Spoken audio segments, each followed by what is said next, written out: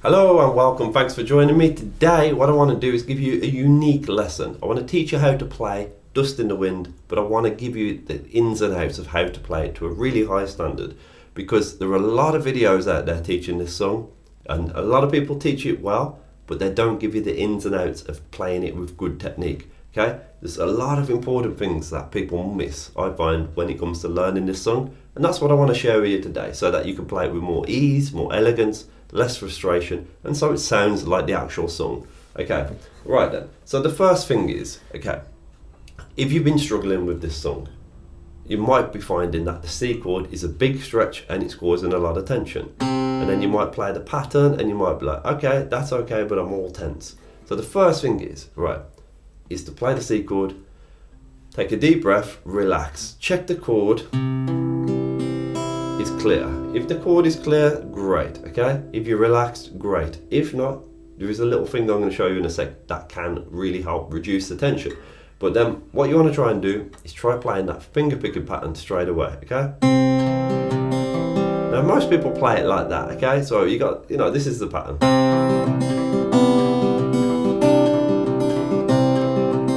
Now a lot of people play it like that. We're going to make one little shift now that's going to help, okay?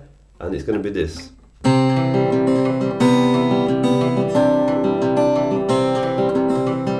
Okay, what did I do? Well, first of all, I made sure I stopped picking with this little wimpy, wishy-washy tone.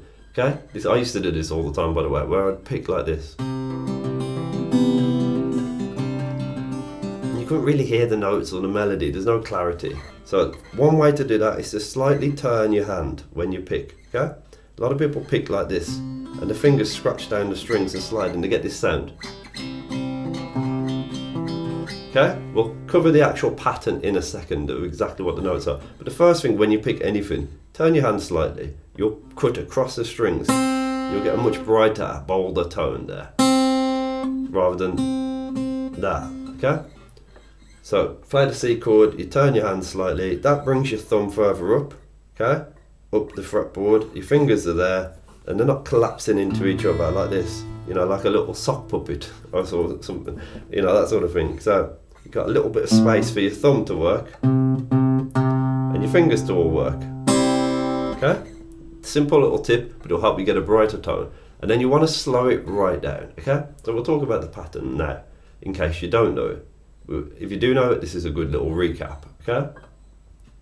So we pluck in the A string and the B string together, string 5 and 2, with the thumb and middle.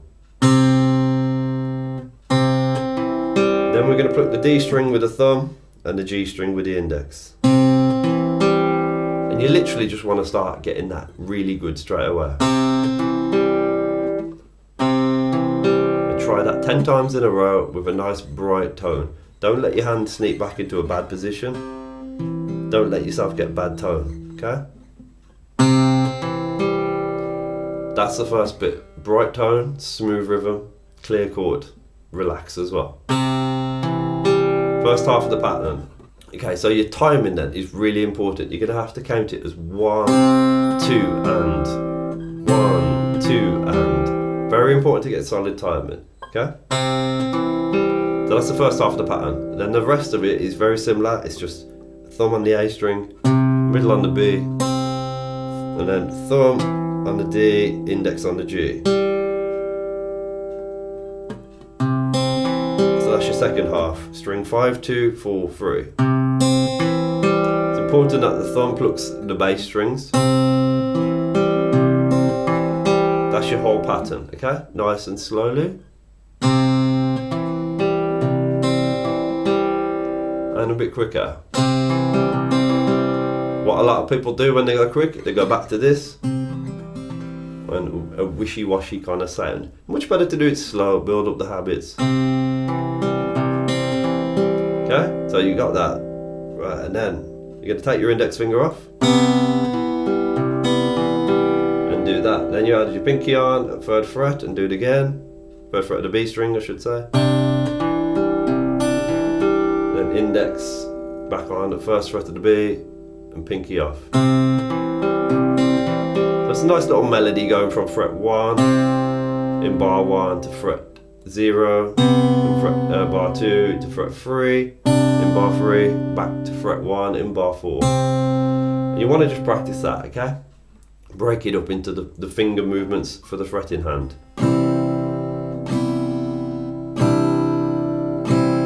Because a lot of people struggle with those movements. When it comes to adding the pinky on, it causes all sorts of tension. And what you want to do is just take your fingers off the chord every now and then and relax, okay? A lot of people have this build-up of tension, especially when they play a song like Dust in the Wind, you know, because they stay on the same chord for a long time. So you want to relax those shoulders, take a few deep breaths. Now, with a picking hand as well, you want to make sure, a big tip is, you don't want to let the fingers move too far from the strings. A lot of people do that, and that's really bad as well, okay? Because the further away you go from the strings, the harder it is to find the string again next time. Plus it takes longer. This is quite a fast song. You don't want to do that. You want to keep nice and close. I call it the magnetic hand. Your fingers of this hand, and well, both hands really, you don't want to let any fingers travel too far from the fretboard. It will cause all sorts of issues, and it's key to fix that if you struggle with that. Okay, and then just play one bar over and over. Then you work the transition from one bar to another. So I'm just going to work the first transition in my fretting hand, which is this. See that? I didn't carry on plucking there. I wanted to make sure the transition, whatever I did with my fretting hand, was smooth. I have a moment, if that's good, then you can carry on the pattern. Then you work the next transition. You make sure that's smooth. And then the next transition. So that's the key thing. A lot of people make the errors at 2 points here. They make errors throughout with the picking hand where it's just not very good tone or accuracy. And the other error is they make a lot of mistakes when the transition. That's the first thing everyone should sort with this song. Get that sounding smooth and you'll be on your way. When it's all good, you just keep playing it. And then there's a big error that people make where it comes to adding the pinky on. Because a lot of people struggle adding the pinky on. So you want to watch your pinky like a hawk throughout this. Keep it close to the strings and add it on and off. Just keep trying that on its own. Are you able to do that? Pluck the B string and add the pinky on, 3rd fret, on and off.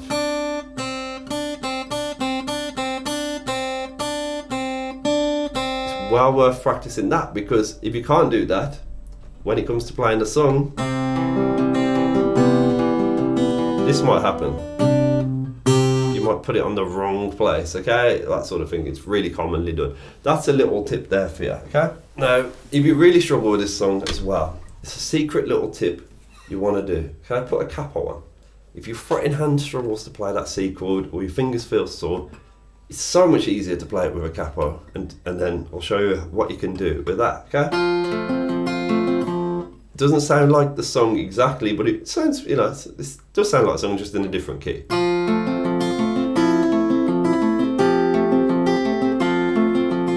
Just a sweeter version. But once you can play it at fret 5 and you've got no tension in your body and you're relaxed and your fingers aren't sore, move down to fret 4 and try it there.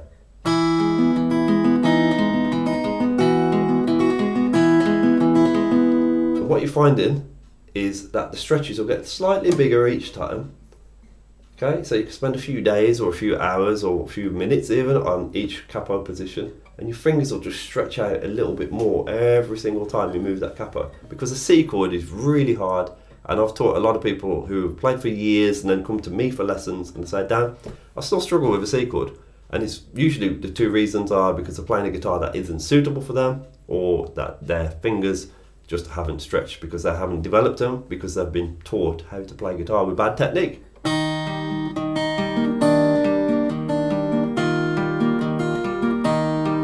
But like I say, relaxing the shoulder, relaxing the elbow is an important thing. I always talk about this, okay? If your shoulder's tense, your fingers are going to be rocked back, you're going to struggle to get on the tips, and then you're going to probably press harder and battle. So you want to relax the shoulder, relax the elbow, maneuver the elbow, it allows you to get on the tips more. Okay?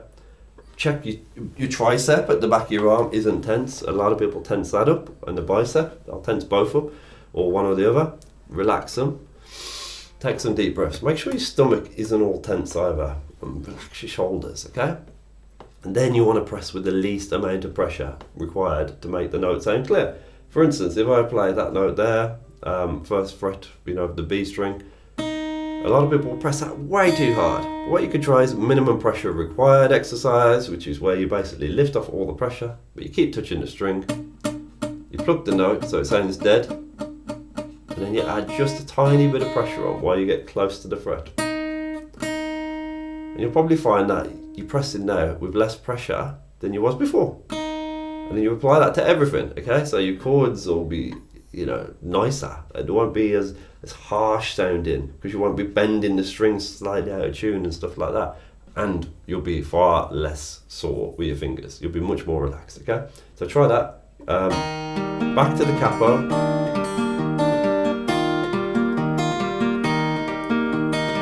It's on fret 3, then move it to fret 2.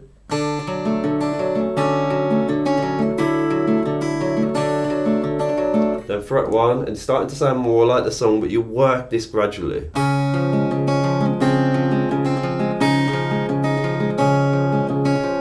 Okay, and then eventually you go, bye bye capo, I don't need you no more. Okay. And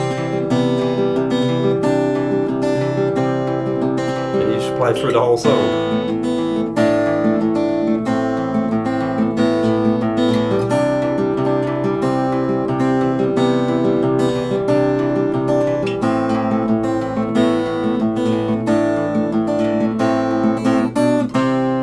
Through like that, okay? But you can learn this song anywhere, okay? There's millions of tutorials on it. I wanted to give you something unique, different take on it, some technical tips that nobody really ever seems to talk about, okay?